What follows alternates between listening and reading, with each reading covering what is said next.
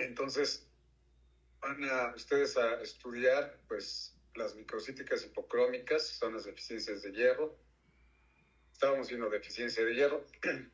Las sideroblásticas, las talasemias y los padecimientos crónicos son los que van a ustedes a estudiar. Estábamos viendo esta clasificación, aquí está. La clasificación, ¿se acuerdan? Deficiencias de hierro, anemias de los padecimientos crónicos, talasemias y sideroblásticas, ¿no? Todas ellas dijimos que tienen en común que pueden ser microcíticas hipocrómicas. Entonces,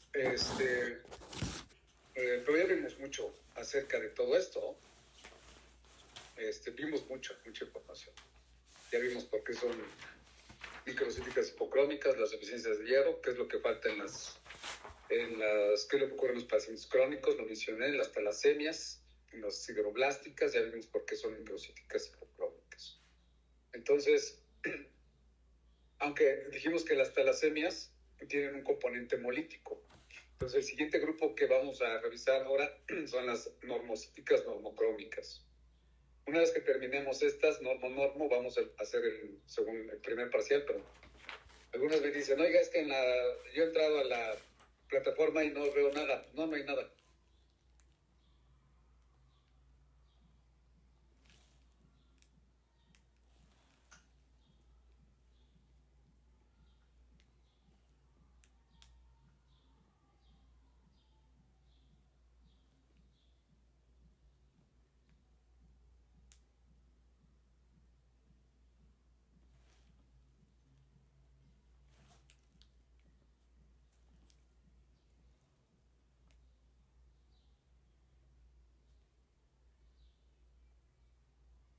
Estoy hablando y el micrófono está apagado. No sé ni qué oyeron. ¿Oyeron algo? Porque estuve hable y no sé qué oyeron. Estoy viendo que el micrófono está apagado, no sé desde a qué hora se apagó. Bueno, el chiste es que otra vez todos estos temas en la clasificación, las microcíticas hipocrómicas, pues van a tener que revisarlas ustedes en sus apuntes, en sus libros, ¿no? Estuvimos viendo algo acerca de la deficiencia de hierro. Ya ustedes tendrán que leer a las talasemias, a las sideroblásticas, a los padecimientos crónicos. En las bibliografías que les di al inicio, bueno, pues ahí es donde van a investigar, ¿no?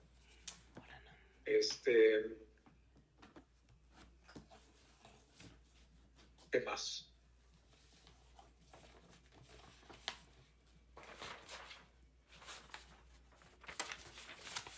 Otra vez apagó su música. Sí, ya vi que otra vez apagó. Dice que tiene la porquería esta. Gracias, por avisarme. Bueno, ahorita veo que está encendido. Entonces, las microcíticas hipocrómicas, pues son estas, ¿no? Deficiencia de hierro, sideroblásticas, talasemias, padecimientos crónicos. Les decía que ya hemos visto mucha información de esto. ¿Sí? Ya ustedes tienen que ir a sus libros a precisar algunos puntos, pero la mayoría de la información, los conocimientos necesarios para entender a cada una de estas ya los tienen. ¿Sí? Ya saben por qué son microhipo, ¿no? Ya saben que en las talasemias hay deficiencias de cadenas clorínicas, en las sideroblásticas hay deficiencia de protoporfirina. En los padecimientos crónicos, bueno, pues ya tendrán que leerlo. Van a ir a leer entonces lo que falta de deficiencia de hierro. Les decía que el siguiente grupo que vamos a revisar son estos de las anemias normocíticas. Y dentro de estos padecimientos están, dentro de estas anemias están los padecimientos hemolíticos y las anemias por deficiente producción. ¿Sí? Fíjense, en las anemias normocíticas, normocrómicas, el volumen es normal. Por lo que quiere decir eso es que pues hay hierro, hay globinas, hay protoporfirinas. Se sintetizó la hemoglobina normalmente porque hay todos estos componentes de la hemoglobina. A diferencia de aquí, ¿no? Aquí no hay. O no hay hierro, o no hay globinas, o no hay protoporfirinas. Pero aquí sí hay todo eso. Por eso los eritrocitos tienen un tamaño normal, un volumen globular medio normal. Y por lo tanto, el peso de la hemoglobina es normal porque se está sintetizando hemoglobina normalmente. Y por lo tanto la concentración es perfectamente normal, ¿no? Entonces, ¿por qué hay anemia? Y todo es normal. Pues ya dijimos, porque, ¿por qué hay anemia? O porque se están destruyendo más de los que se producen hemolíticas, porque se están produciendo menos de los que se destruyen por deficiente producción. Ahora, les decía en los cursos anteriores que, por ejemplo, las talasemias son en promedio microcíticas hipocrómicas, ¿sí? Pero las talasemias tienen un componente hemolítico, fíjense. Las talasemias, además de ser microcíticas hipocrómicas, porque no se sintetiza hemoglobina normalmente, aquí hay un componente hemolítico que vamos a revisar. Entonces, las talasemias también son hemolíticas, fíjense, son padecimientos hemolíticos, son anemias hemolíticas. Ya vamos a ver cuál es el componente hemolítico. Entonces, los padecimientos hemolíticos, aquí tenemos entonces anemias microcíticas hipocrómicas, fíjense. También tenemos cíticas normocrómicas. Y también tenemos anemias macrocíticas, es decir, los padecimientos hemolíticos pueden ser microcíticos, normocíticos o pueden ser macrocíticos, fíjense, para complicar más la situación. Bueno, vamos a comenzar con este grupo de las anemias hemolíticas. Aquí son muchas anemias hemolíticas. Vamos a ver aquí algunos ejemplos, ¿no? Vamos a ver todos los padecimientos hemolíticos. Vamos a ver solamente algunos. Bueno, pero para entender las anemias hemolíticas tenemos que entender la histología del vaso. Ya hemos visto gran parte de la histología del vaso. Vamos a ver algunos puntos nada más del vaso que nos faltó. ¿Por qué vamos a estudiar el vaso? Porque fíjense que las anemias hemolíticas, la gran mayoría de las anemias hemolíticas hereditarias, aquí hay anemias hemolíticas hereditarias y adquiridas, pero en el caso de las hereditarias son padecimientos que desarrollamos en el curso de la evolución para defendernos principalmente de Plasmodium, de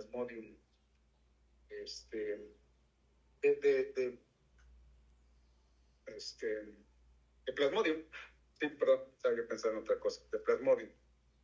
Entonces, en el caso de las anemias hemolíticas hereditarias, ya vamos a ver, por ejemplo, las talasemias, por ejemplo, las esferocitosis, las drepanocitosis, las deficiencias enzimáticas también. Vamos a ver algunos ejemplos. Pues todos los padecimientos son en respuesta a la infección por Plasmodium. Pues vamos a ver primero el vaso. Y relacionado al vaso y a los padecimientos hemolíticos, vamos a ver a revisar un poco de las talasemias. Fíjense, las talasemias, que son microcíticas hipocrómicas en promedio, pero que tienen un componente hemolítico. Por eso lo voy a tocar aquí en los padecimientos hemolíticos. Fíjense, las talasemias, hay diferentes tipos. Hay talasemias mínimas, hay talasemias menores, hay talasemias intermedias, hay talasemias mayores. Y algunas ni siquiera cursan con anemia, fíjense, algunas ni siquiera cursan con anemia. Solamente podemos encontrar en algunos casos microcitosis o hipocromia, sin anemia. Bueno, pero ¿por qué estoy mencionando las talasemias y al vaso? Y al Plasmodium, porque el vaso, dijimos que es la respuesta evolutiva a la infección por Plasmodium. ¿Por qué tenemos vaso? por el plasmodium. En el curso de la evolución desarrollamos el vaso. No quiere decir que andábamos caminando por ahí sin vaso y nos infectamos de plasmodium y entonces nos apareció el vaso. No. En la evolución, en el curso de la evolución, como especie, desarrollamos el vaso por el plasmodium. Me explico. Entonces, el vaso es una respuesta evolutiva a la infección por plasmodium. Pensemos en los microorganismos piógenos. ¿Se acuerdan de los piógenos? Por ejemplo, neumococo, estafilococo, cándida también es un piógeno. Hemófilos. Son microorganismos piógenos, es decir, microorganismos productores de pus. Entonces eso es lo que significa un piógeno, productor de pus. Entonces, pensemos en estos bichos. Fíjense, estos bichos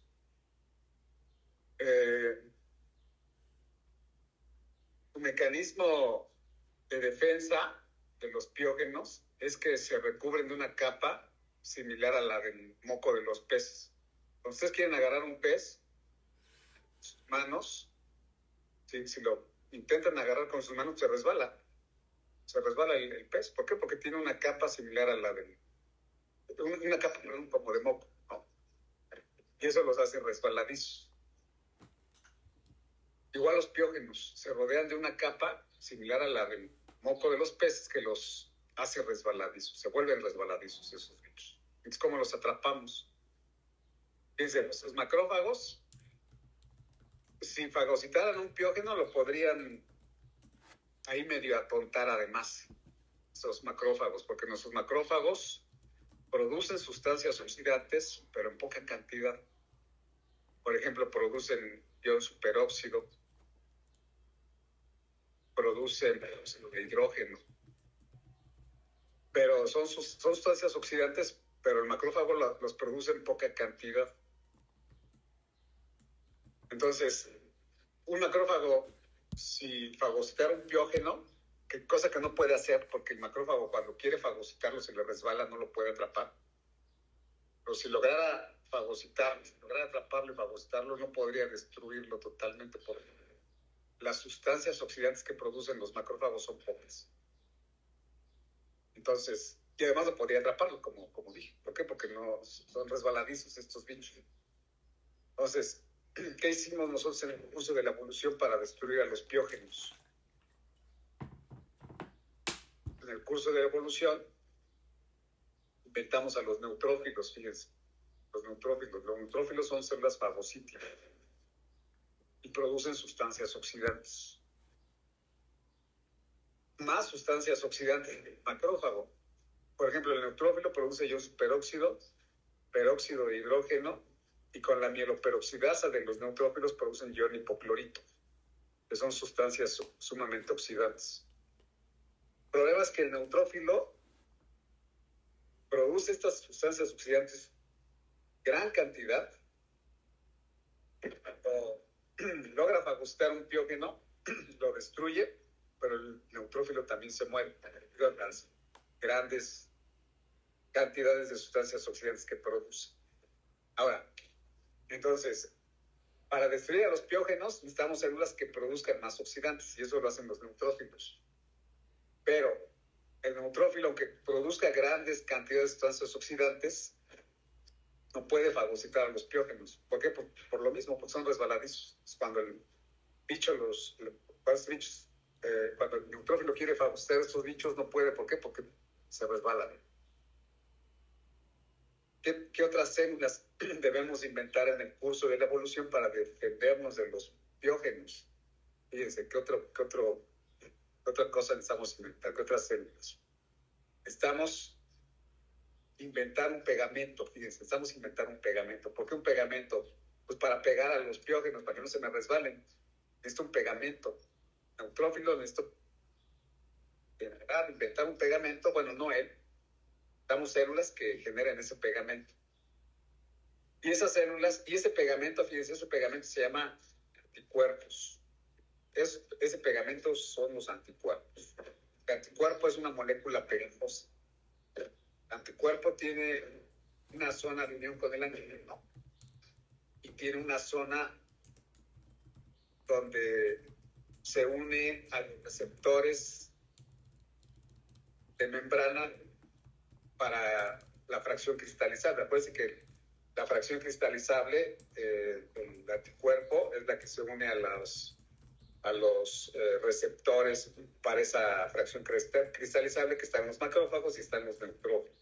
Bueno, pero ¿quién produce los anticuerpos? Bueno, fíjense, los anticuerpos son producidos por las células plasmáticas.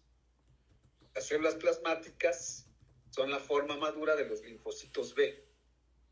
Entonces, ¿qué células necesitamos inventar para defendernos de los piógenos? Necesitamos inventar a los linfocitos B que maduren hacia células plasmáticas y células plasmáticas que produzcan anticuerpos. Anticuerpos que son moléculas pegajosas que por la zona de unión con el antígeno se unen al piógeno y por la fracción cristalizable se unen a los receptores para FC de esos anticuerpos.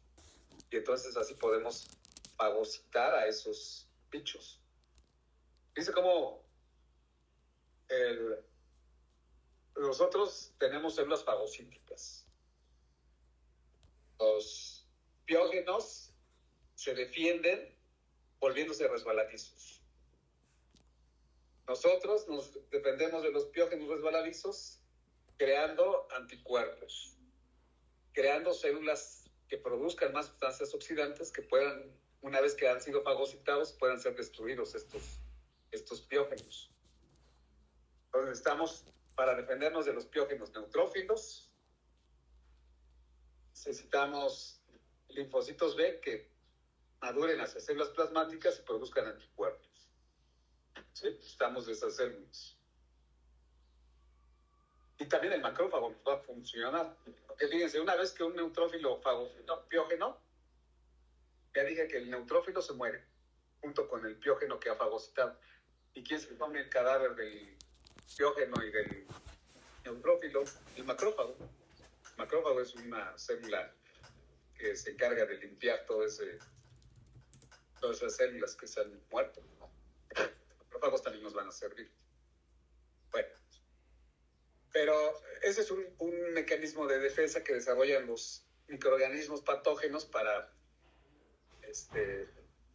poder infectarnos, ¿no? Para poder infectar nuestras células, es decir, que se vuelvan a resbalar. Bueno, y nosotros producimos anticuerpos. Bueno, otro mecanismo de defensa que desarrollan los microorganismos patógenos para poder infectarnos, por ejemplo, un virus. ¿Cuál sería su mecanismo de defensa? El siguiente paso en la evolución, que los microorganismos hagan muy pequeñitos y entonces aparecen los virus, ¿no? O sea, los virus es otra respuesta evolutiva de los microorganismos patógenos para poder infectarnos. Se vuelven pequeñitos. Un piógeno lo puedo fagocitar, sí, lo puedo fagocitar con nuestros neutrófilos, pero un virus no lo podemos fagocitar ni nuestros macrófagos ni nuestros neutrófilos. ¿Por qué no lo podemos fagocitar? Por el tamaño. Se vuelven pequeñitos. Entonces el mecanismo de defensa, otro de los mecanismos de defensa de los microorganismos patógenos es hacerse pequeñitos. Y se hacen pequeñitos, ¿y cómo me defiendo de ellos? ¿Cómo los fagocito? No puedo, con mis macrófagos no puedo fagocitar un virus, tamaño molecular. Un neutrófilo no puede fagocitar un virus tampoco. No lo podría fagocitar, no lo detecta, no lo puede fagocitar. En el curso de la evolución, ¿qué células inventamos para defendernos de los virus? Fíjense, por ejemplo, a las células NK, las Natural Killer. ¿Qué hacen las NK? Cuando la célula está infectada con virus, el virus se mete a la célula, se mete al citoplasma y se mete al núcleo. Fíjense, infecta el núcleo. Utiliza la maquinaria de la célula para replicar su DNA, para replicar el virus, pero para que el virus se replique. La maquinaria de la célula para reproducirse. Entonces, ¿qué tenemos que hacer con esa célula que está infectada con el virus? Matarla. Tenemos que matar esas células. Y en el curso de la evolución, para defendernos de los virus, entonces inventamos a las células NK, las natural killer. Las células NK tienen gránulos, ya vimos, que tienen perforinas y granzimas y granulonicinas. Que cuando una célula está infectada con un virus, las células NK fusionan su membrana con la membrana de la célula infectada con el virus, le vierten las perforinas que perforan la membrana.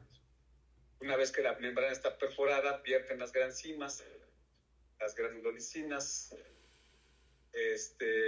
y esto termina por matar a la célula infectada con el virus.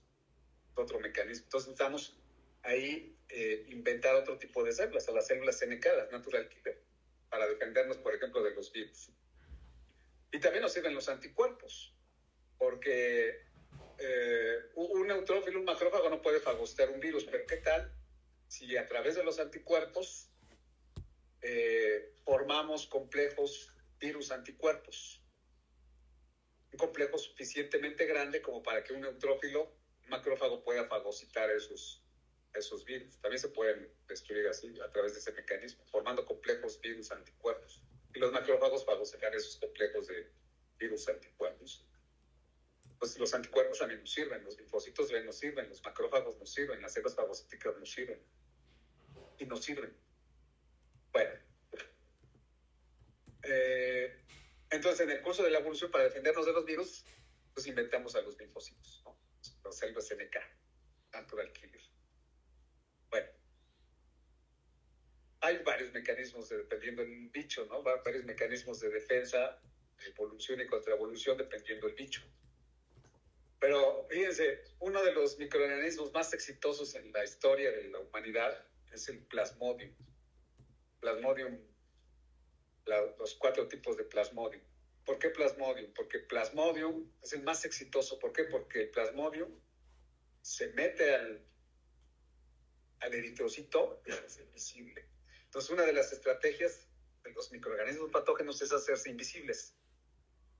No es que desarrollen el poder de invisibilidad, sino que se meten al eritrocito.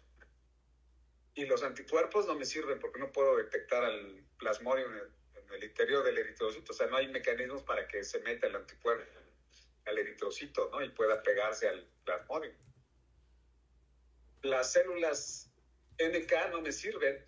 No hay mecanismos para que podamos perforar la membrana del glóbulo rojo y fusionar la membrana de la célula NK con la membrana del glóbulo rojo y perforarla y matarla.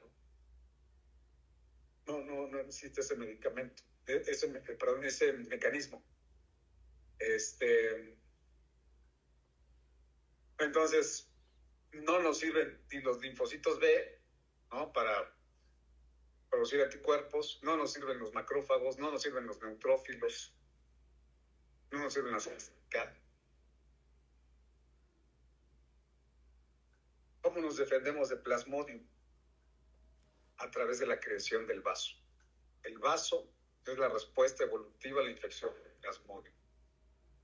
Vamos a ver el vaso entonces, lo que están viendo en su pantalla.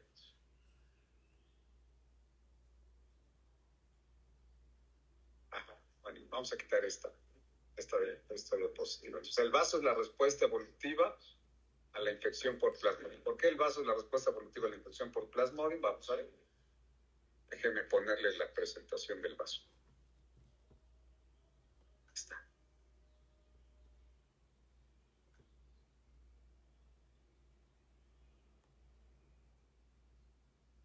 Acuérdense que la circulación en cualquier otro territorio de nuestro organismo es así.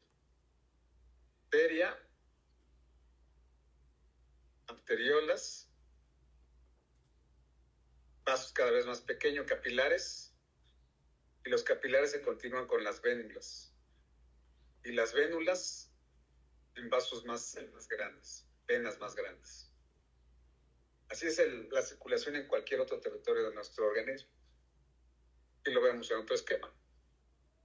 Arteria, arteriolas, capilares. Aquí estamos viendo el capilar. Y esa es una vénula. Se continúa comunicación, vénula y venas más grandes. Eso es en cualquier otro territorio de nuestro organismo. Pero en el vaso dijimos que la circulación es así. En el vaso la circulación se interrumpe. ¿Sí? Aquí viene la arteria, arteriolas, capilares, y se termina la circulación, se termina el caminito. No es como aquí, no es como aquí, que es continuo. Aquí no, aquí se interrumpe la circulación. Y los eritrocitos, y este es el vaso con Z y B de burro. Y los eritrocitos, leucocitos y plaquetas se salen de los vasos sanguíneos aquí a la pulpa roja del vaso. Estamos en la pulpa roja del vaso, es decir, estamos en esta zona, fíjense, de aquí, esta es la pulpa roja. Esto que estoy señalando aquí es la pulpa roja. De aquí para acá es la pulpa roja, de aquí para acá es la pulpa roja. De aquí para acá es la pulpa roja, de aquí para acá es la pulpa roja. Es la pulpa blanca. Se llama roja porque hay muchos glóbulos rojos en esta zona. Y es la pulpa blanca porque hay muchos leucocitos, glóbulos blancos. Por eso se llama así. Pulpa blanca. Entonces, estamos en este sitio, en la pulpa roja. Los eritrocitos, leucocitos, plaquetas y plasma, todo se sale aquí en la pulpa roja. Y para que todas estas células, junto con el plasma, alcancen el torrente venoso, la circulación venosa, tienen que atravesar estos filtros. Estos son los sinusoides esplénicos. Los sinusoides esplénicos entonces son un filtro, es un sedazo. De tal forma que si un eritrocito viene infectado con Plasmodium, el eritrocito cuando llega aquí a la pulpa roja del vaso, sale de los capilares e intenta ingresar al interior del sinusoide esplénico, ahí se queda atrapado, se queda atorado. Porque los eritrocitos miden alrededor de 7 micras, ¿no? Y acuérdense cómo es su membrana, se las voy a poner para que lo recuerden. Vamos a ver. Voy a poner la microfilmación otra vez para que recuerden cómo es la membrana. El eritrocito.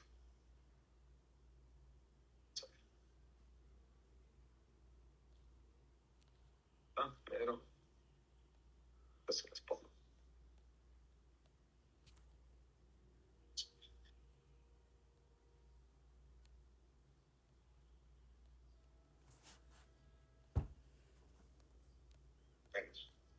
Bueno, ahí vamos.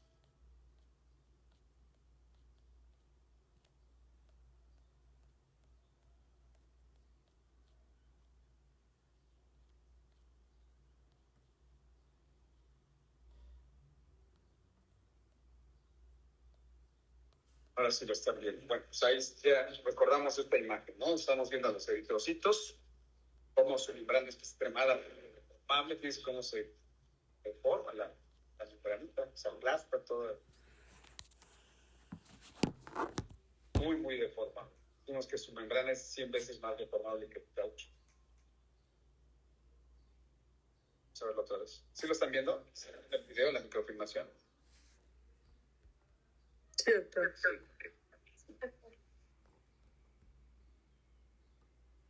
Todas esas bolitas como fantasmitas son eritrocitos.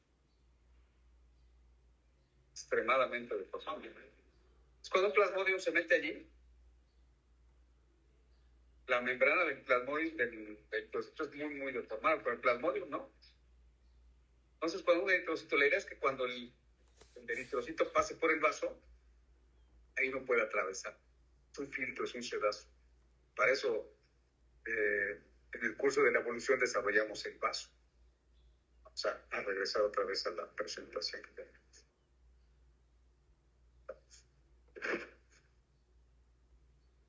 Cuando un eritrocito viene por aquí, con un plasmodium, sale, cuando intenta ingresar al interior del sinusoide esplénico, el espacio que hay aquí entre una célula endotelial y otra, espacio que hay entre una célula endotelial y otra es de media micra, una micra. Entonces, si el plasmodium es suficientemente grande, no puede atravesar aquí. Si es pequeñito, puede atravesar bien el vaso. Cuando el plasmodium empieza a crecer, ya no puede atravesar aquí entre una célula endotelial. Y entonces, los macrófagos que están aquí en los cordones de Greenrock, ¿se acuerdan?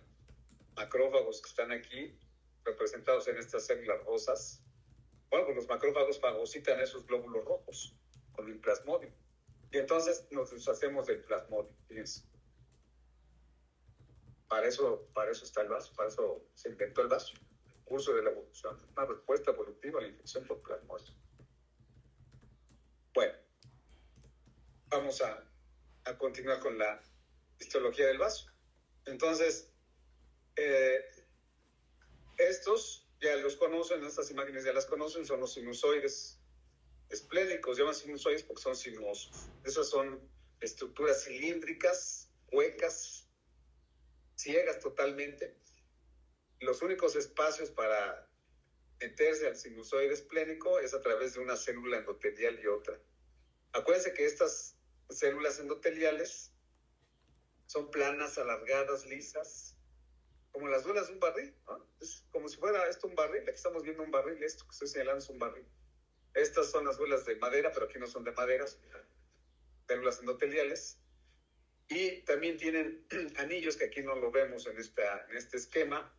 Son anillos que no son metálicos, son de colágena, que mantienen unidas a las células endoteliales. Ahorita lo vamos a ver. Bueno, aquí lo vemos con otro tipo de esquema. Aquí vemos a la arteria esplénica, se va ramificando en vasos cada vez más pequeños hasta los capilares. Y entonces la circulación se interrumpe, no es como en otros territorios de nuestro organismo, ¿no? Donde dijimos que la circulación es continua, aquí no, en el vaso, ¿no? Aquí en el vaso se interrumpe la circulación, se corta la circulación. Entonces, eritrocitos, leucocitos, plaquetas y plasma, todo tiene que ingresar aquí al sinusoide. Estas estructuras cilíndricas huecas, porque ya dijimos que están hechas de células endoteliales, células endoteliales. Bueno. Y aquí lo vemos en este esquema, ¿no? Fíjense, aquí vamos a ver imágenes más grandes. El vaso, sinusoide esplénico, capilares, estas estructuras cilíndricas son los sinusoides esplénicos, y aquí vemos los cinturones, como las duelas de los barriles en azul, y los anillos de acero, en este caso son de colágena, ¿sí? Aquí estamos viendo lo que mantiene unidas a las células endoteliales. Pulpa roja del vaso. Estos espacios están por fuera de los sinusoides. Los espacios que están por fuera de los sinusoides no es espacio sideral, no es vacío interestelar. Aquí hay células estromales, aquí hay fibroblastos, aquí hay macrófagos, hay leucocitos que están saliendo de los capilares que van a ingresar al interior del sinusoide. Aquí estamos viendo el esquema del sinusoide. En este caso estamos viendo la circulación continua. Aquí abajo pues vemos las ramificaciones, como aquí arriba. Pero eso es en cualquier otro territorio de nuestro organismo. En el vaso dijimos que la circulación se interrumpe. Bueno, es la que les mencionaba hace un rato, ¿no? La pulpa roja, aquí hay... Esta pulpa roja es la que estamos viendo acá. Esto que estoy señalando acá. Esta imagen, entonces es la pulpa roja del vaso. Entonces sería esta parte de aquí. Todo esto que se ve de color eosinofílico, ¿no? Toda esta zona. Bueno.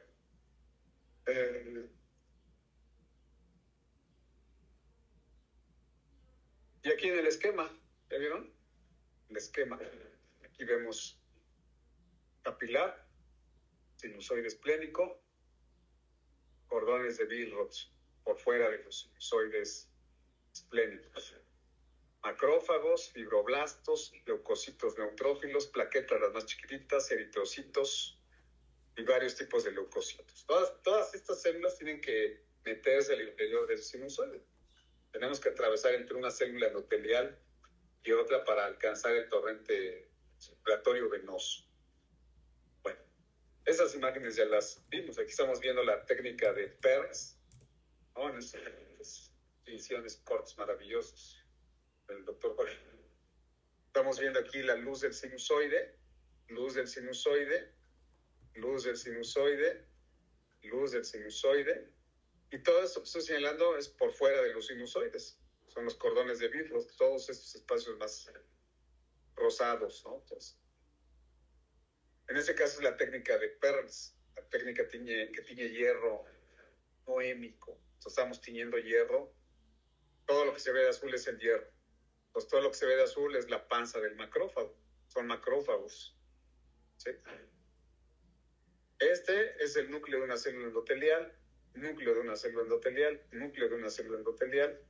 Y toda esta periferia es como el hito rosa que se ve aquí, pues es el citoplasma de la célula endotelial. Los núcleos son prominentes. Fíjense en la luz del sinusoide. Hueco, totalmente hueco. ¿Sí? Y aquí, por ejemplo, vemos algunos eritrocitos aquí en el interior de la luz. Son eritrocitos.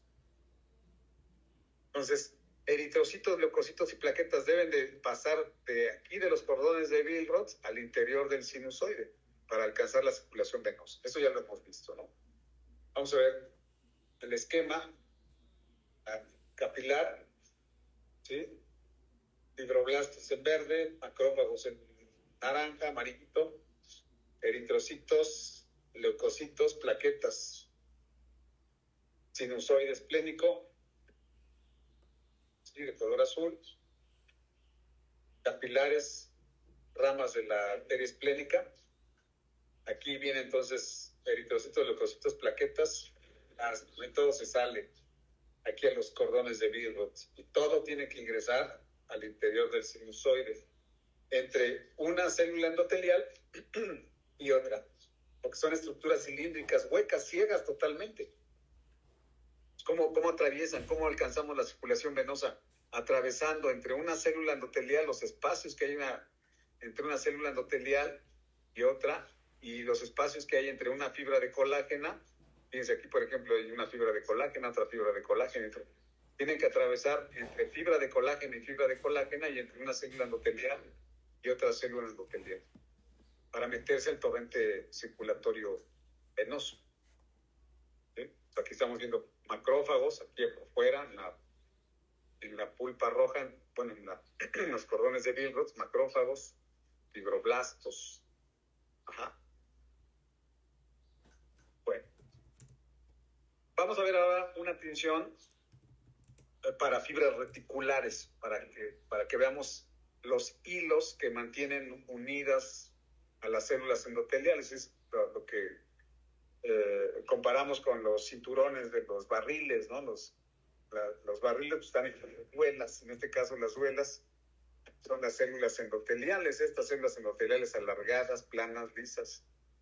Y los cinturones que mantienen unidas a las duelas de los barriles, pues son los cinturones de acero. Bueno, pues aquí estos cinturones no son de acero, son de fibras de colágeno, es colágeno, la que mantiene unidas a las duelas, perdón, a las células endoteliales. ¿Sí? ¿Lo vemos?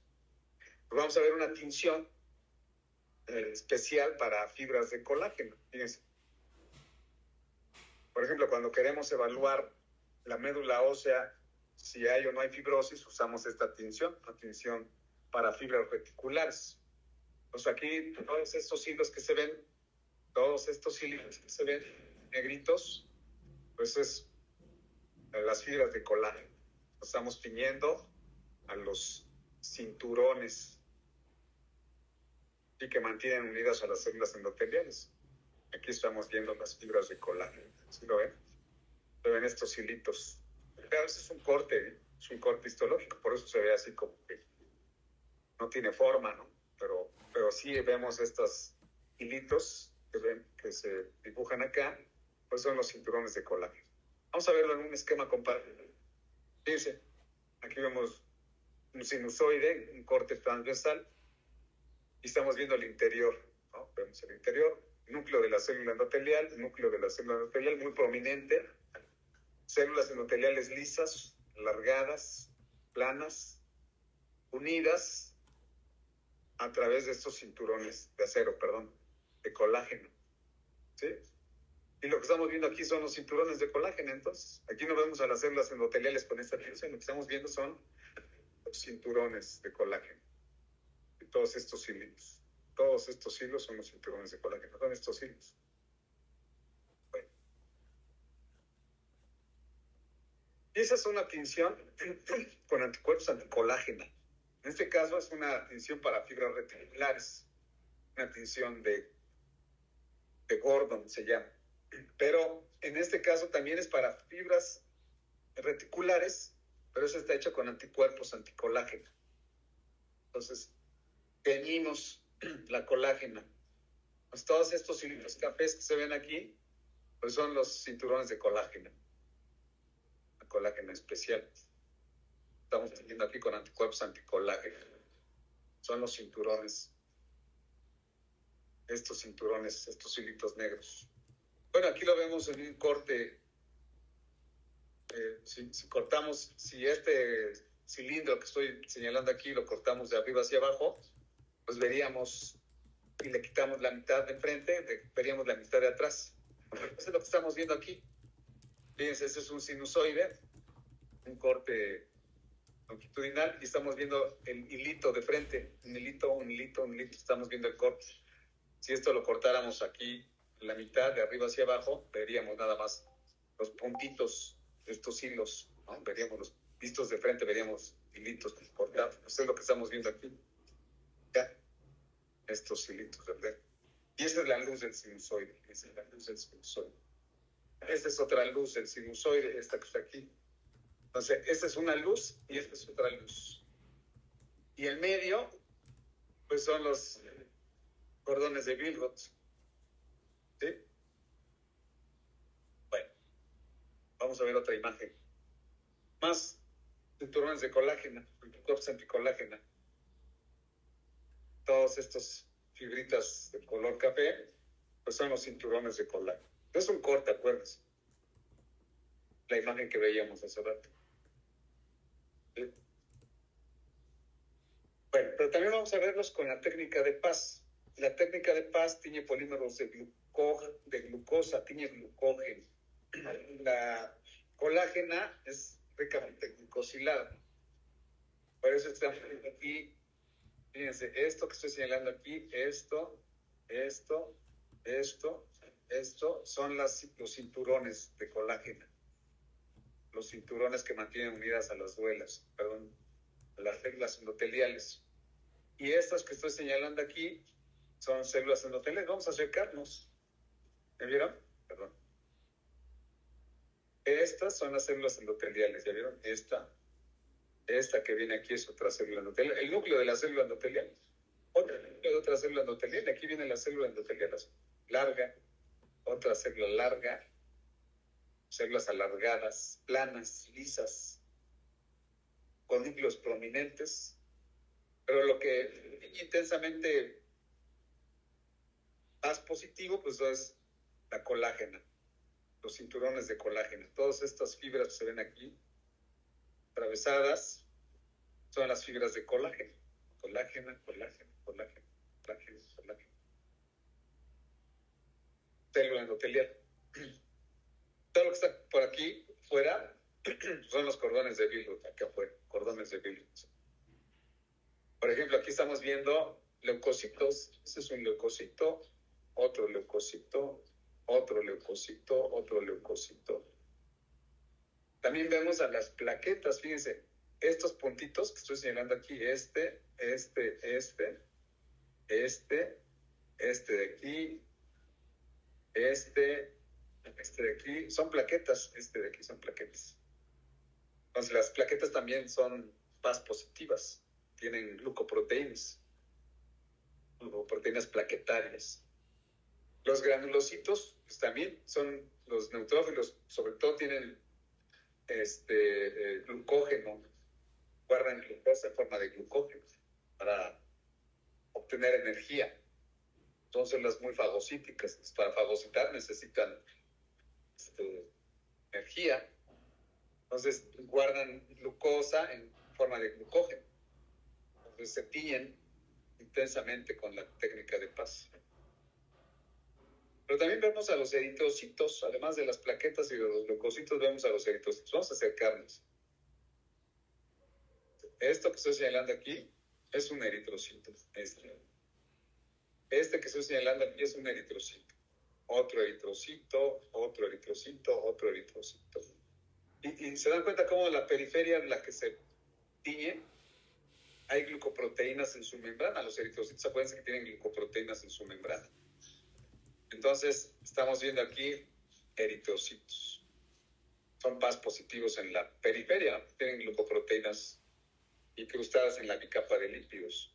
No son eritrocitos, leucocitos, plaquetas. Todo eso tiene que atravesar entre una célula endotelial y otra, entre una célula endotelial y otra, entre una célula endotelial y otra, y entre un cinturón de colágena y otro cinturón de colágeno. Tienen que atravesar esos espacios. ¿Recuerdan cuánto mide el espacio entre una célula endotelial y otra? ¿Cuánto dijimos que mide el espacio entre una célula endotelial y otra? ¿Una micra? Más o menos. Media micra, una micra. Ese es el espacio exactamente que tiene que atravesar una célula. Y un eritrocito mide alrededor de 7 micras. Entonces, el eritrocito, para que pueda atravesar entre una célula endotelial y otra y entre un cinturón de colágeno y otro, tiene que aplastar su citoesqueleto, tiene que deformar su citoesqueleto. Por eso es que la membrana del eritrocito es 100 veces más deformable que el caucho natural. Acuérdense de la microfilmación, cómo se deforma la membrana, es extremadamente deformable esa membrana. Bueno, continuamos. Fíjense, aquí vemos el esquema comparativo. Un sinusoide, células endoteliales en azul, planas, alargadas, lisas, células endoteliales. Aquí se ven estas estructuras lisas, lo de la célula endotelial, el núcleo de otra célula endotelial. Fíjense cómo son células planas, alargadas. Cinturones de colágena, magenta más intenso, magenta, cinturón de colágena, cinturón de colágena, cinturón de colágena. Cinturón de colágena, aquí lo vemos, cinturón de colágena, cinturón de colágena.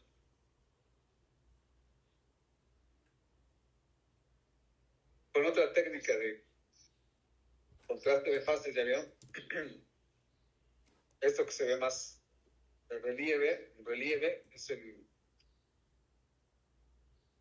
la colágena, los cinturones de colágeno. Vamos a acercarnos. Ahí lo vemos. Los cinturones de colágena, las células endoteliales. Células endoteliales, células endoteliales, células endoteliales. Eritrocitos, bien que se ve cómo se dibuja la periferia de los glóbulos rojos. Plaquetitas, esto es más magenta, estas plaquetas, plaqueta, plaqueta, plaqueta, plaqueta. Fíjense cómo hay muchas plaquetitas, plaqueta, plaqueta. Cinturones de colágena, células endoteliales.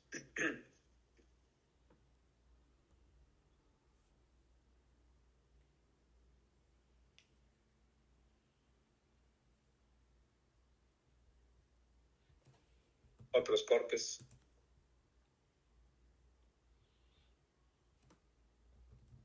Colágeno. Leucocitos, fíjense cómo son los leucocitos. Leucocitos. Estamos aquí en los cordones de Billboard. Todas esas células tienen que atravesar entre una célula y otra, una célula endotelial y otra, fibra de colágeno y fibra de colágeno. Esquema comparativo. Endoteliales, azules, alargadas, colágena y líquidos negros. Endoteliales, estas fibras largas que se ven aquí. Colágena, estas fibras más prominentes de color magenta. Es un corte tangencial. Este es un corte tangencial. Como si fuera un pepino. Les decía, tomen un pepino y estos instrumentos que sirven utensilios que sirven para pelar los pepinos, para quitar la cáscara verde, pues estamos viendo aquí la cáscara verde. Pasen el pelador de pepinos en la superficie de esto y lo que nos vamos a llevar en ese corte, pues va a ser este hilito y parte de las células endoteliales. Es lo que estamos viendo aquí. Un corte que llamamos tangencial. Apenas estamos tocando la superficie de la del sinusoide, del pepino. No, perdón, del sinusoide. ¿Sí? Bueno. Ahora vamos a ver una técnica de anticuerpos anti-BCL2, fíjense, BCL2, que tiñe las células endoteliales. Pero no cualquier célula endotelial. Célula endotelial del sinusoide esplénico, es decir, vamos a teñir estas células que están representadas aquí en el esquema de color azul. Bueno, vamos a teñir con una técnica especial con anticuerpos anti-BCL2. BCL2 decíamos que es una proteína que se detectó por primera vez en un linfoma de células B, y estas células están protegidas de la apoptosis. Son células neoplásicas, son células que desarrollan mutaciones que las hacen resistentes a la apoptosis. Hay una proteína que se llama así, BCL2B, CL2, leucemia, linfoma, no es leucemia, leucemia, linfoma, pero de células B, por eso se llama BCL2 la proteína. Bueno, pero en este caso no estamos tiñendo a las células del linfoma, estamos tiñendo a las células endoteliales que también son positivas para BCL2, fíjense, también son positivas para BCL2, como si fueran células de un linfoma, pero no son células del linfoma, son células endoteliales. Eso se descubrió aquí en el Instituto de Hematopatología, aquí en México, que las células endoteliales de los sinusoides esplénicos, es decir, de estas, son positivas para BCL2. Entonces, es lo que estamos viendo aquí. Hay otra célula endotelial que se tiñe para BCL2 más que las células del vaso, las células endoteliales del vaso. Claro, y además las del linfoma, ¿no? Bueno, pero de las endoteliales no hay otra célula endotelial que se tiñe para BCL2. Bueno, entonces aquí estamos viendo el interior de la luz. Estamos viendo el interior del sinusoide,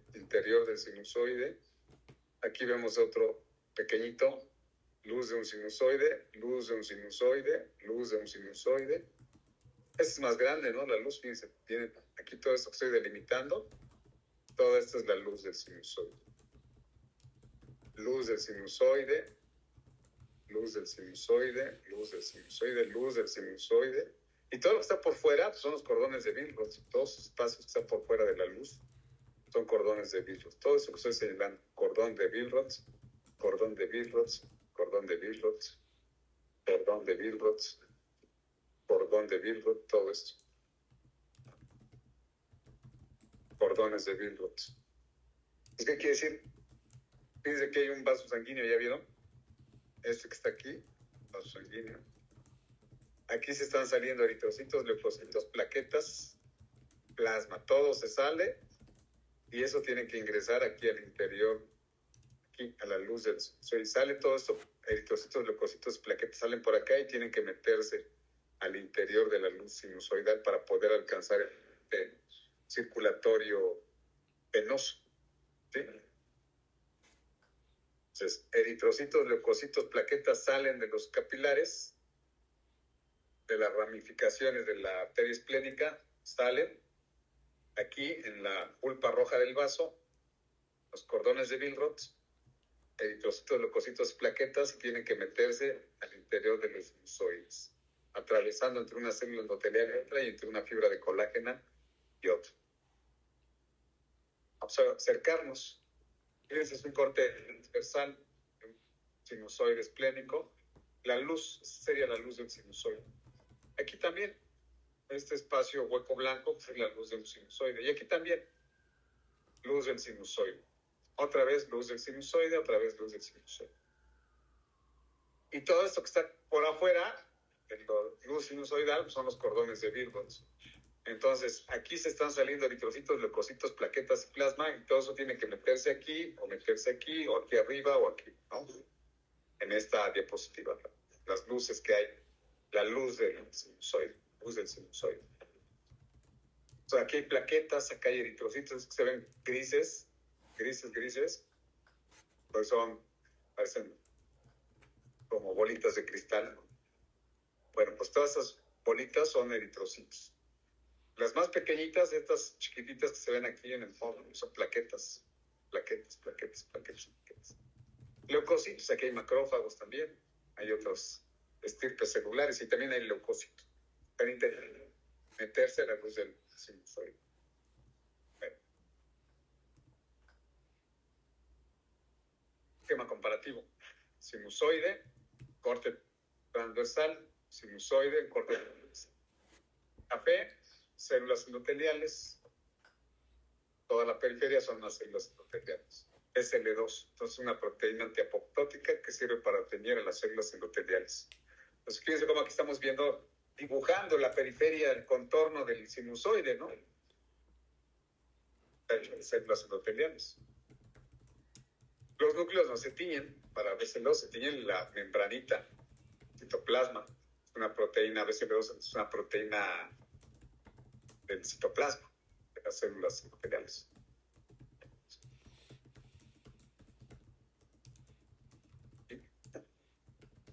Luz del sinusoide,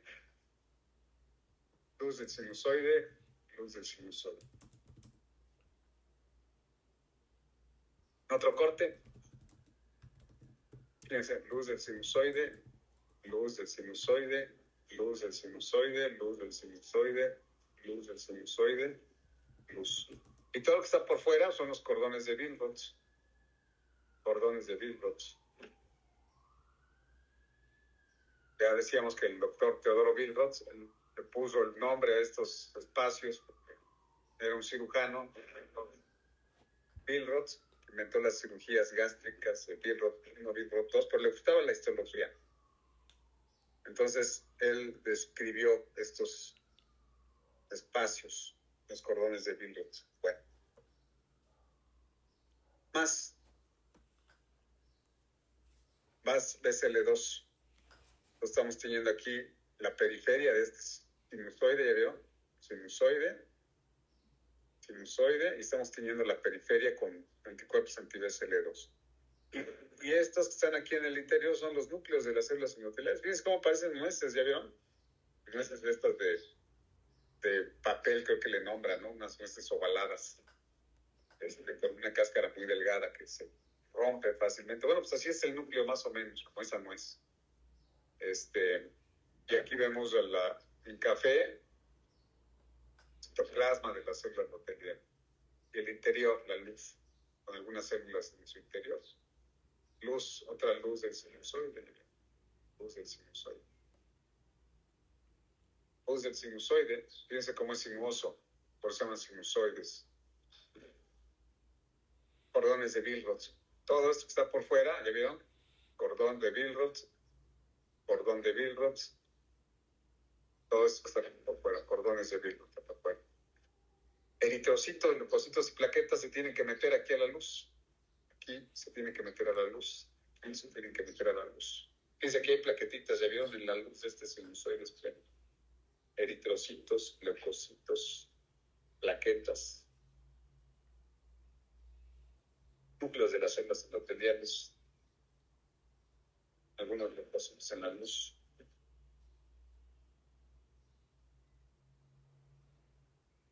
Esquema comparativo, sinusoide con ventana, y hemos hecho la ventana. Pero aquí estamos viendo un sinusoide, la luz del sinusoide, otra luz del sinusoide. Luz del sinusoide. Cordón de Billroth, que fuera, cordón de Billroth, que fuera, cordón de Billroth. Aquí es donde se está viendo la circulación, aquí es donde llegan los capilares. Se termina el caminito, eritrocitos, leucocitos y plaquetas salen aquí a los cordones de Billroth y de aquí tienen que meterse al interior del sinusoide. Ajá. Bueno, permítanme un segundito.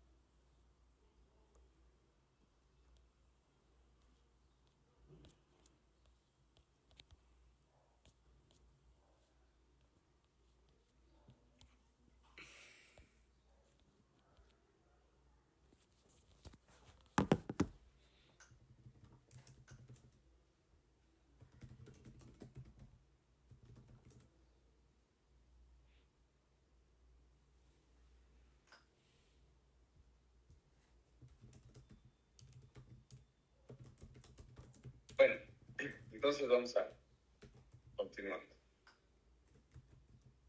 ¿Qué es la atención de Perls?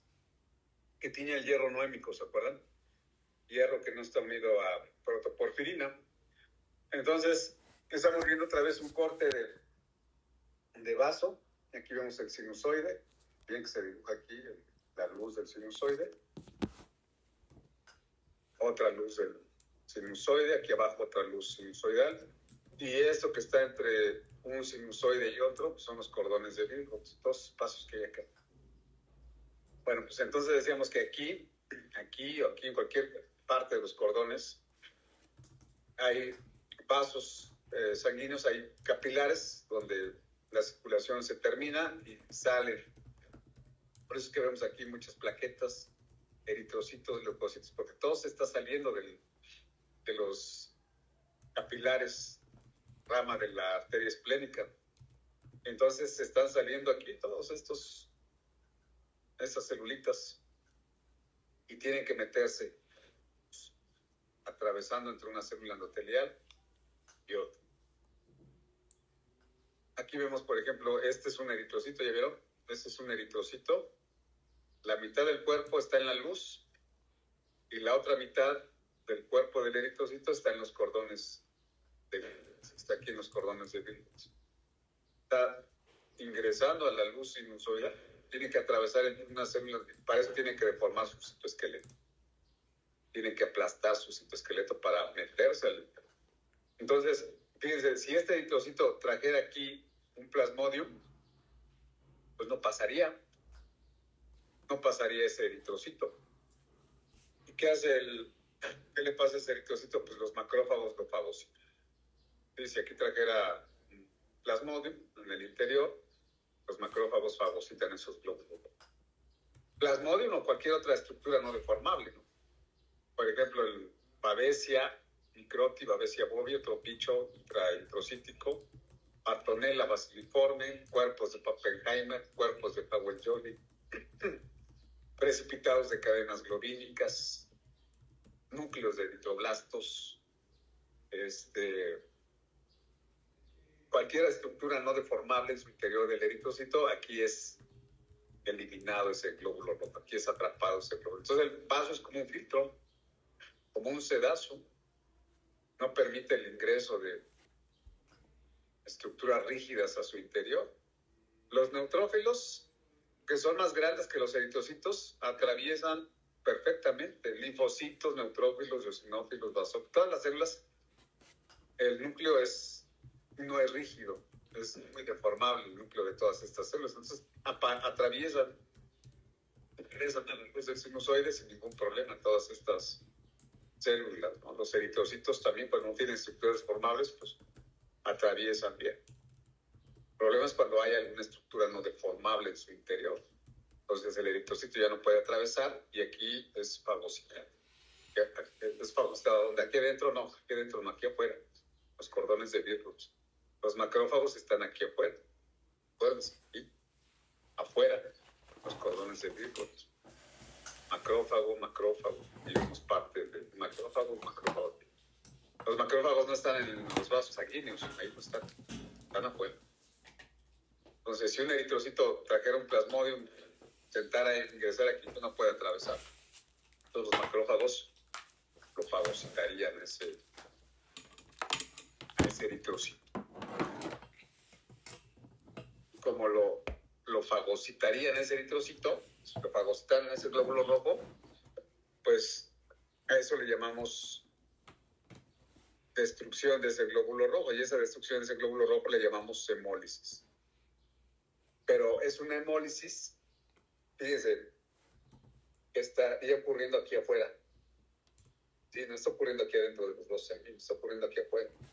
Entonces decimos una hemólisis extravascular. ¿Por qué? Porque es por fagocitosis.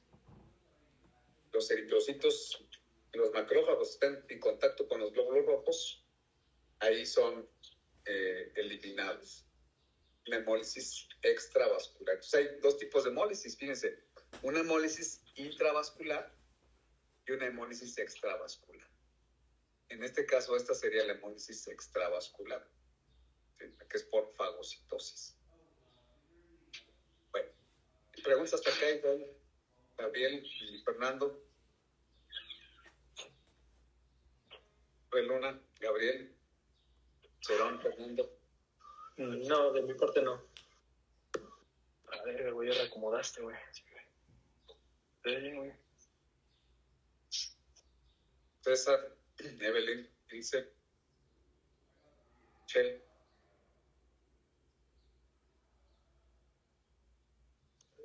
Ah, está bien. Areli, Tlalpan, Diana, Miguel Aguilar, Cés. No, doctor, pero... No, doctor, todo bien. Bueno, vamos a ver. Nayeli, Mirandi, Dulce, Gustavo. Está bien, doctor. Bueno, vamos a continuar entonces.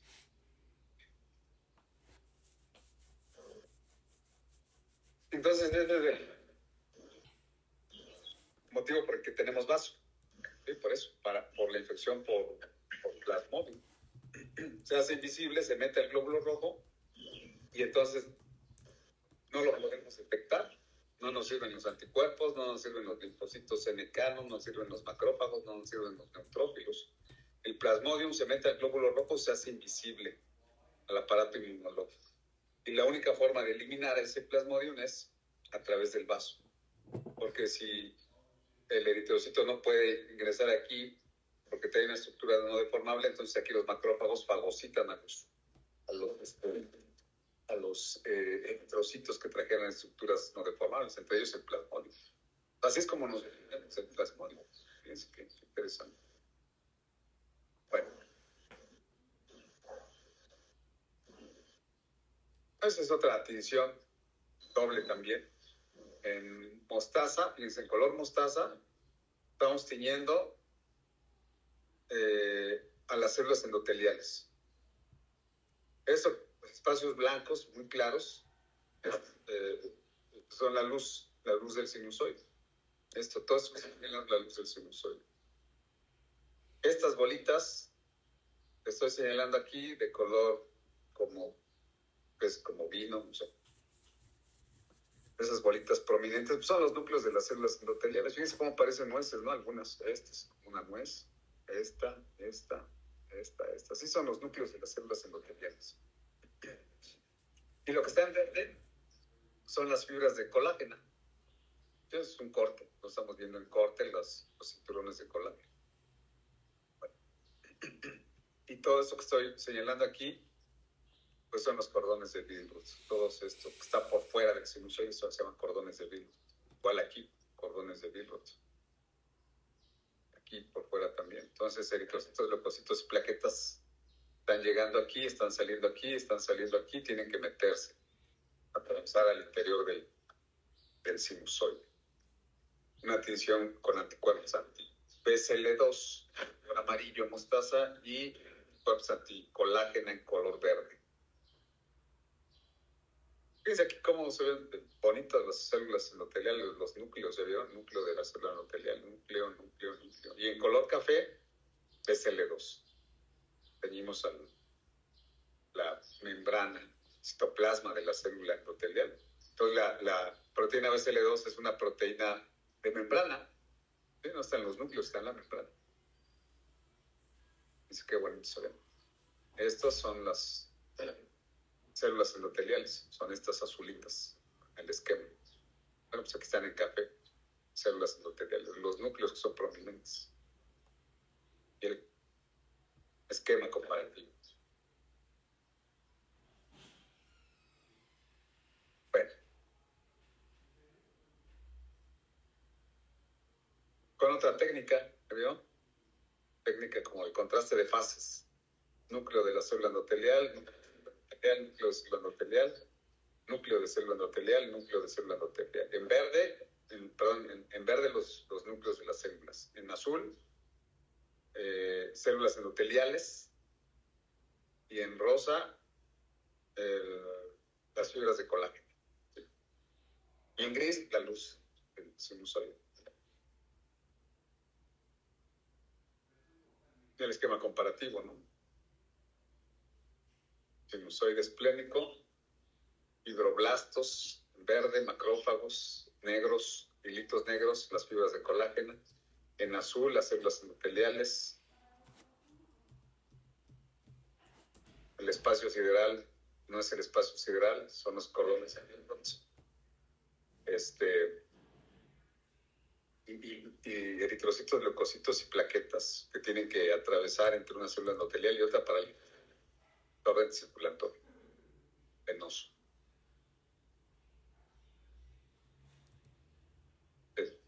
Transversal, un sinusoide, macrófagos en color naranja, verde, fibroblastos. Estos hilitos negros que se ven aquí son fibras de colágeno. También se enredan alrededor de los sinusoides para mantener las uniones de las células endoteliales. Macrófago. Esquema comparativo. Corte transversal de un sinusoide, corte transversal de un sinusoide, corte tangencial de un sinusoide. Vemos las fibras de colágeno en las células endoteliales, tocando apenas la superficie del sinusoide. Tinción doble, ya la conocemos. Y esa es una tinción interesante, fíjense. Ahorita lo vamos a ver a más tamaño, más aumento. Pero fíjense, aquí estamos viendo el vaso, el esquema capilar, con sus eritrocitos, leucocitos y plaquetas y plasma que están saliendo de este capilar. Macrófago, que están adheridos a los vasos sanguíneos, fíjense por fuera. Fibroblastos en verde, leucocitos y plaquetas. Todo ese espacio sideral que se ve, no es el espacio sideral, son los cordones de vidrio. Bueno, en azul el sinusoide esplénico. Bueno, pero del lado izquierdo estamos viendo, fíjense, en rojo una tinción con anticuerpos anti-CD34. CD34 tiene varias cosas, entre ellas células endoteliales. Entonces estamos viendo en color rojo células endoteliales, pero fíjense, en color café, aquí esta periferia que se tiñe de color café, también estamos tiñendo células endoteliales. ¿Sí? Pero células endoteliales de los sinusoides esplénicos, es decir, es BCL2. BCL2 y CD34 en rojo. BCL2 en café. ¿Qué tiñe BCL2? Células endoteliales. ¿Y qué tiñe CD34? Células endoteliales, pero de los capilares. Cambio en café, tiñe células endoteliales, pero de los sinusoides esplénicos. Sinusoides esplénicos. Entonces, ¿qué nos dice la imagen? Bueno, pues que aquí, en este sinusoide, en este capilar, teñido con CD34 en rojo, estamos viendo la luz capilar, eritrocitos, leucocitos y plaquetas están saliendo de esos capilares. ¿A dónde salen? A los cordones de Billroth. Fíjense aquí a los cordones de Billroth se abren.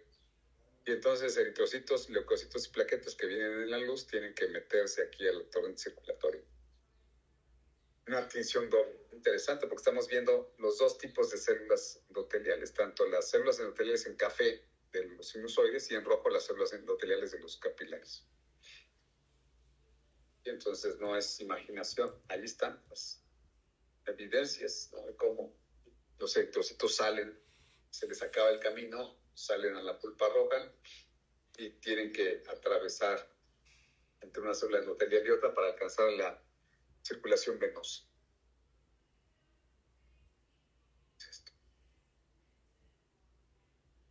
Fíjense, en este caso nada más es una tinción con anticuerpos anti-CD34, pero se ve bien, ¿no? La luz del sinusoide, aquí más clara, sinusoide esplénico, la luz del sinusoide, luz del sinusoide, luz del sinusoide, y en cafecito CD34. También tiene los capilares, pero con otro color, en este caso café, no rojo. Entonces CD34, luz de los capilares, ¿sí? Luz del sinusoide, sinusoide, capilares. Salen eritrocitos, leucocitos y plaquetas de aquí de la luz. Todas están regando, se están saliendo, plaquetas, todo está saliendo y tienen que meterse aquí. Tienen que meterse aquí. Tienen que meterse aquí a esta luz. O aquí a esta luz. Nos estamos viendo CD34. Ahí solamente vemos células endoteliales de los sinusoides, de los capilares, perdón. Y esa es la doble, fíjense. Perdón. Esa es la doble. Aquí en rojo, CD34, los capilares. Y en café, SL2, sinusoides esplénicos. Luz del sinusoide, luz del sinusoide, luz del sinusoide, luz del sinusoide. Y aquí abajo también luz del sinusoide. ¿Se dan cuenta? Entonces, aquí están saliendo eritrocitos, leucocitos, plaquetas y plasma. Salen de aquí eritrocitos, leucocitos, plaquetas y plasma. Y tienen que meterse acá. Otra, con otro color, fíjense, verde. En verde estamos tiñendo la periferia del sinusoide. ¿Me vieron? De la luz sinusoidal. ¿Qué son? Células endoteliales en verde. BCL2. También es BCL2, pero ahora en verde. En rojo, CD34, capilares. ¿Sí? No se unen entre endotelio sinusoidal esplénico y endotelio capilar de la arteria esplénica. No se unen, sino que es una circulación interrumpida, es una circulación continua. Bueno, aquí se ve mejor, ¿ya vieron? Aquí se ve la luz, fíjense, vemos la luz del capilar.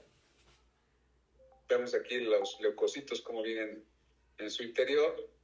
Se abre, se acaba el camino, salen eritrocitos, leucocitos, plaquetas. Todo sale al de Billroth. Estos espacios están aquí por fuera de la luz. Por fuera de la luz. Por fuera de la luz. Por fuera de la luz. Esto que estoy señalando aquí, esto son los cordones de Billroth. Aquí es a donde se abre la circulación, los cordones de Billroth. Y aquí tienen que meterse, salen del capilar y tienen que meterse a los sinusoides esplénicos para alcanzar la circulación venosa, seguir su camino. Esquema comparativo. Maravillosa esta imagen. Capilar, pulpa roja, ¿no? Los espacios que hay entre los sinusoides esplénicos se llaman cordones de Billroth. Sinusoide esplénico, sinusoide esplénico. Los espacios que hay entre los sinusoides se llaman cordones de Billroth. Es esto que estoy señalando aquí, esos espacios negros. Bueno, entonces salen de aquí eritrocitos, leucocitos, plaquetas, salen de aquí eritrocitos, leucocitos, plaquetas y tienen que meterse al sinusoide esplénico. Tienen que meterse al sinusoide esplénico, a la luz del sinusoide. Bueno. Y esa es una tinción con anticuerpos anti-CD68. CD68 es una proteína que tiñe a los macrófagos. Entonces, estamos viendo macrófagos. Fíjense, un sinusoide, ya vieron la luz de un sinusoide, todas esas bolitas están en su interior, de color azul, pues son los núcleos de las células endoteliales. Luz del sinusoide, todas estas pelotitas azules son los núcleos de las células endoteliales. Otra luz de otro sinusoide aquí, pelotitas, estas azules, perdón, son los núcleos de las células endoteliales. Otra luz, fíjense, otra luz de otro sinusoide aquí. Vemos las nueces aquí en la periferia. Otra luz. Y los espacios que hay entre la luz y esta luz, esta luz, esta luz, esta luz, son los cordones de Billroth. Pues aquí es donde hay macrófagos. Aquí lo vemos. Macrófagos, fibroblastos, ¿sí? Hay plaquetas, eritrocitos, leucocitos que están intentando nacer al sinusoide esplénico. Intentan nacer al sinusoide esplénico.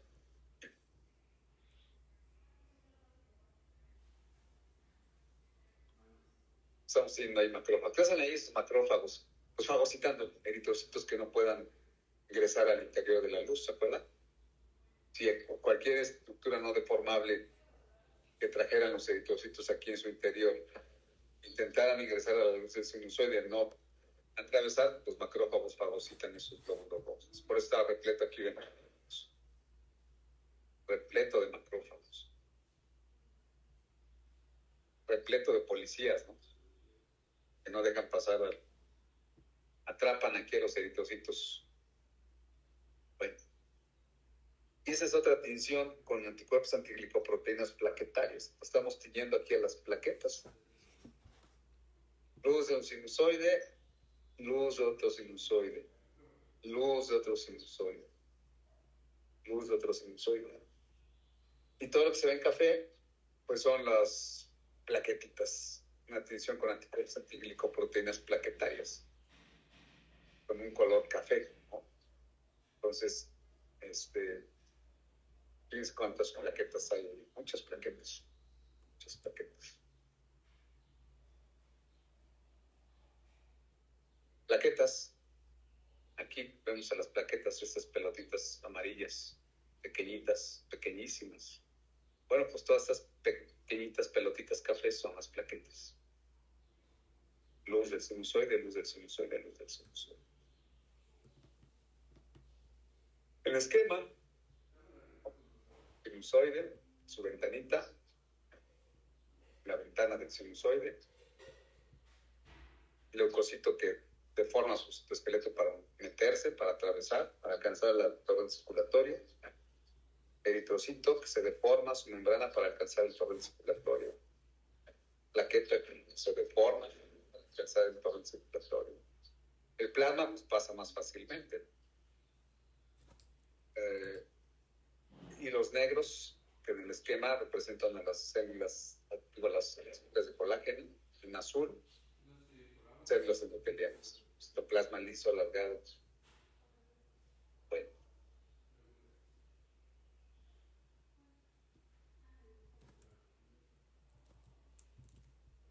Acercamiento, cómo se deforma la membrana del neutrófilo. El núcleo se deforma perfectamente. La plaqueta pasa fácilmente, es muy pequeñita. El eritrocito pasa fácilmente cuando no trae ninguna estructura deformable. Su membrana es muy elástica, ya vimos cómo es muy elástica la membrana del rojo. Entonces esas células atraviesan bien el espacio que hay entre una célula endotelial y otra. Pero si aquí trajéramos alguna estructura no deformable, llámese plasmodium, llámese babesia, llámese cuerpo de Howell-Jolly, cuerpo de Pappenheimer, precipitados de cadenas globínicas, cualquier estructura no deformable, entonces el eritrocito no atravesaría, se quedaría atrapado por una célula endotelial. Los macrófagos que están aquí en los cordones de Billroth fagocitarían a esos glóbulos rojos. Comerían.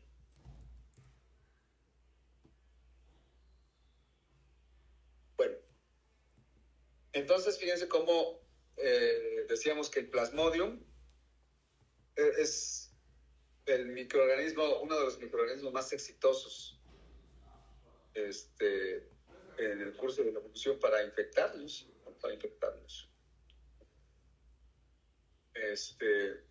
Se hacen invisibles, se meten a los glóbulos rojos y no los detectamos. No nos sirven ni los anticuerpos, ni los CNK, ni los TK, ni los B, ni los neutrófilos, ni los eosinófilos, ni los macrófagos. No nos sirven para defendernos de estos bichos. Por eso es que en el curso de la evolución inventamos el vaso, ¿no? Desarrollamos el vaso. ¿Y qué hace el plasmodium? Fíjense, el plasmodium se queda ahí, ¿no?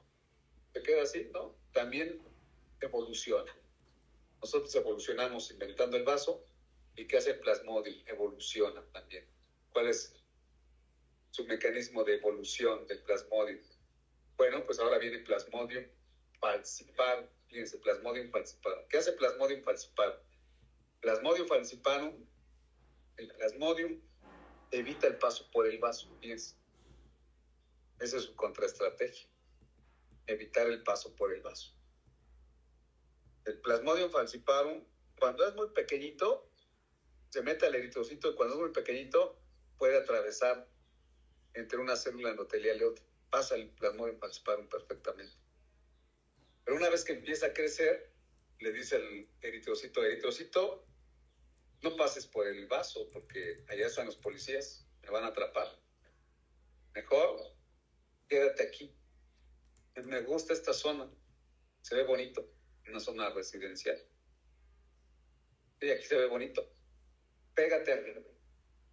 Voy a desarrollar moléculas de adhesión que voy a expresar a través de tu membrana y me voy a pegar al endotelio vascular. Evita el paso por el vaso Plasmodium falciparum. Entonces el vaso ya no nos sirve, ¿no? Porque ya no nos podemos defender del falciparum. ¿Y qué hacemos nosotros en el curso de la evolución? En el curso de la evolución desarrollamos mutaciones en los genes de las globinas de la hemoglobina. ¿Cómo mutaciones en los genes de la globina de la hemoglobina? Así, fíjense. Vamos a ver.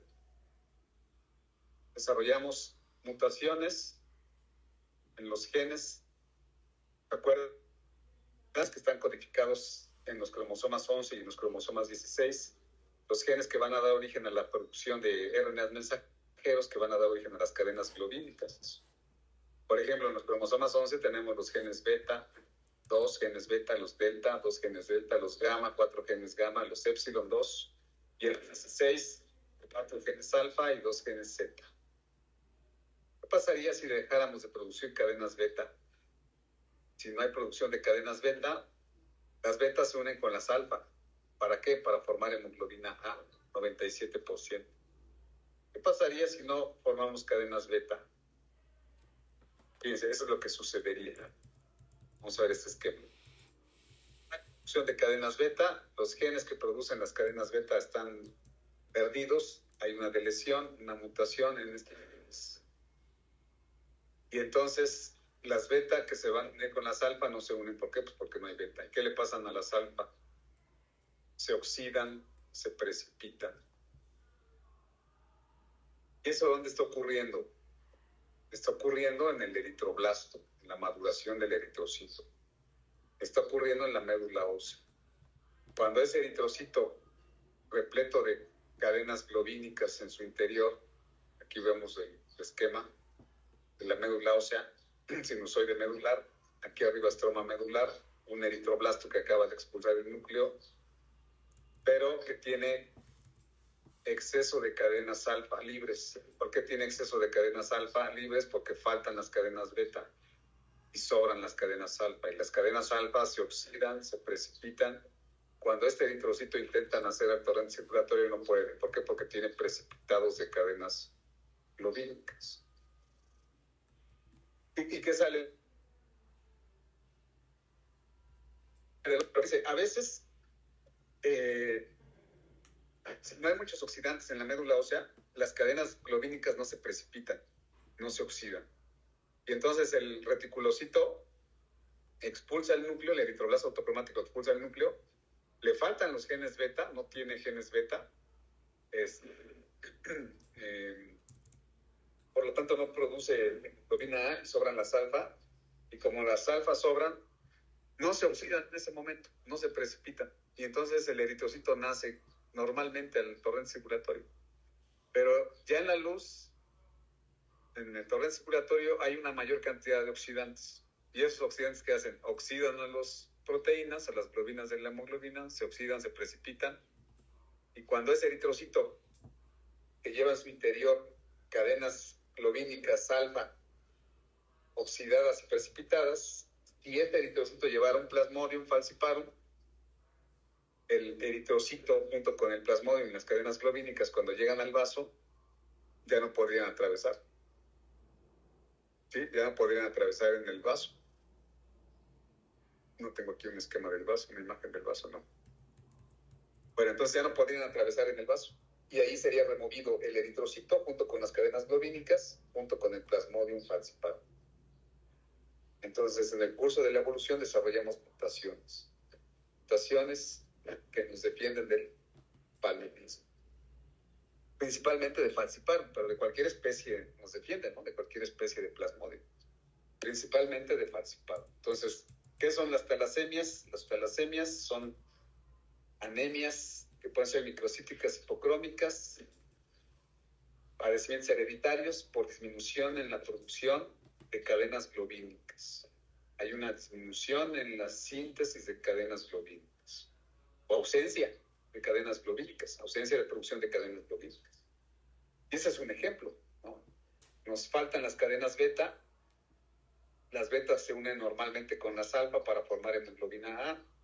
Si nos faltan las beta, nos sobran las alfa. Y las alfa que sobran se oxidan, se precipitan y eso es lo que lleva a la destrucción de esos glóbulos rojos, a la destrucción de los eritrocitos. Entonces, fíjense, las talasemias, además de que no se sintetiza hemoglobina porque no hay cadenas globínicas, ¿sí? Entonces, si no hay cadenas beta, no formo hemoglobina A, fíjense, no sintetizo hemoglobina A. Oiga, pero sí hay alfa, sí, pero las betas se unen con las alfa y como no hay beta, pues no formo hemoglobina. Entonces, cuando mido la hemoglobina A está en cero.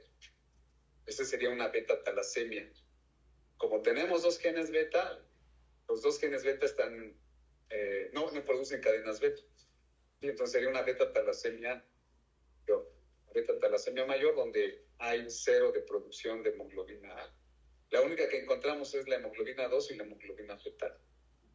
Pero no hay hemoglobina A. ¿Por qué no hay hemoglobina A? Pues porque no están los genes beta. ¿Por qué no están los genes beta? Porque hubo una lesión en el curso de la evolución, en el curso del desarrollo de nuestra especie, ¿no? De los mamíferos. Hubo mutaciones en los genes beta que hacían que se produjera menos, o no se produjeran las cadenas beta, pocas o nada. ¿Sí? Nada de cadenas beta. Son mutaciones que desarrollamos en el curso de la evolución para defendernos del plasmodium. ¿Sí? Entonces, esa es la contraestrategia que nosotros desarrollamos para defendernos del plasmodium falciparum. Fíjense, el plasmodium falciparum evita el paso por el vaso. Nosotros, en respuesta, desarrollamos mutaciones. Mutaciones en los genes beta, o en los alfa, o en los gamma, o en cualquier gen. Y así nos defendemos del plasmodium. ¿Preguntas hasta acá?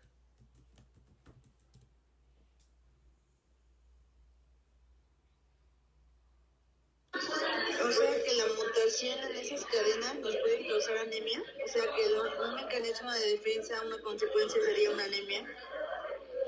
Sí, exactamente. Fíjense, si no producimos cadenas beta, esas mutaciones nos llevan a la no producción de cadenas beta.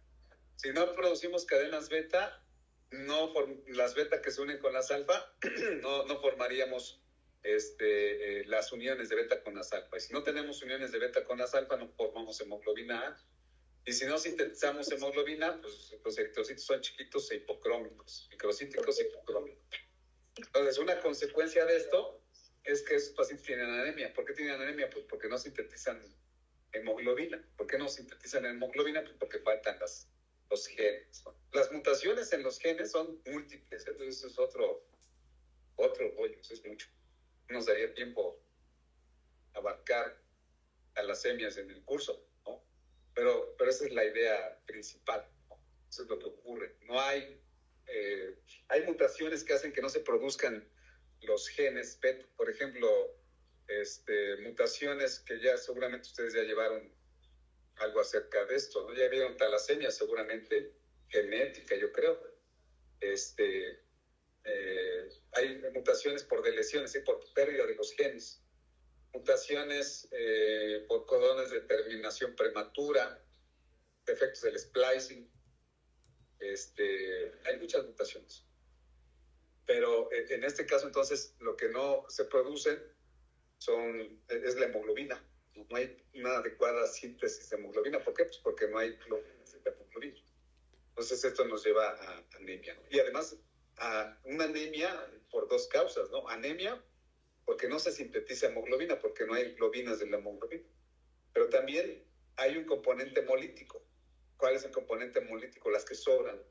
Las que sobran se oxidan, se precipitan, y cuando esto está ocurriendo en la médula ósea, pues el eritrocito, el reticulocito no puede salir de la médula ósea y los macrófagos fagocitan ese glóbulo rojo.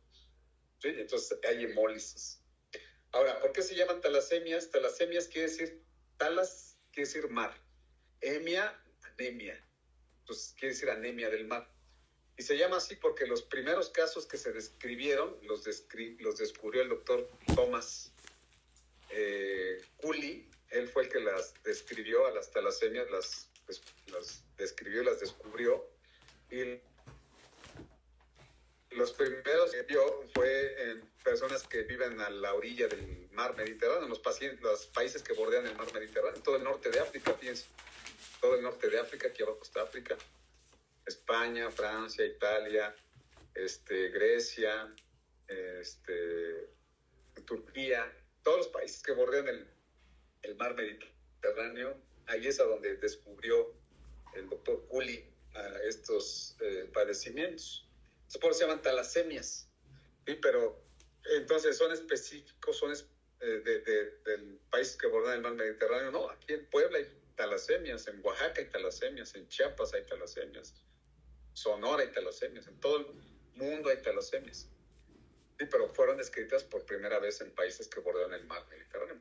A estas talasemias también se le conocen con el nombre de anemias de Cooley, sobre todo las talasemias mayores, que ya vamos a ver en la siguiente clase, talasemias mayores, anemias de Cooley.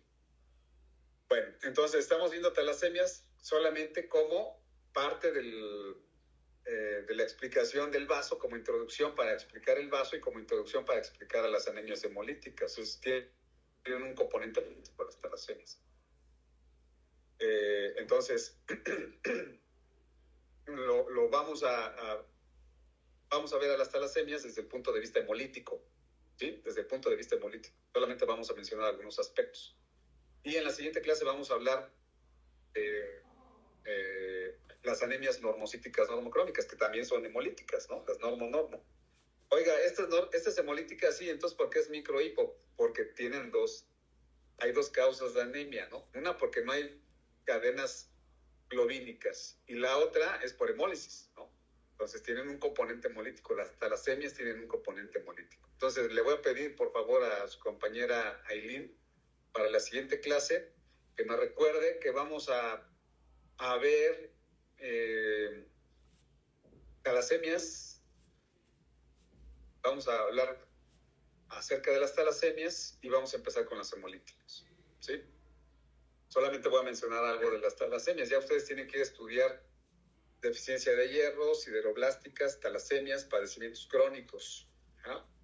Para el examen. Todavía falta el examen. Cuando terminemos de ver a las hemolíticas, vamos a incluir a las hemolíticas y a las microcíticas hipocrómicas en un parcial. Bueno, nos vemos en la siguiente clase. Nos vemos el miércoles, ¿no?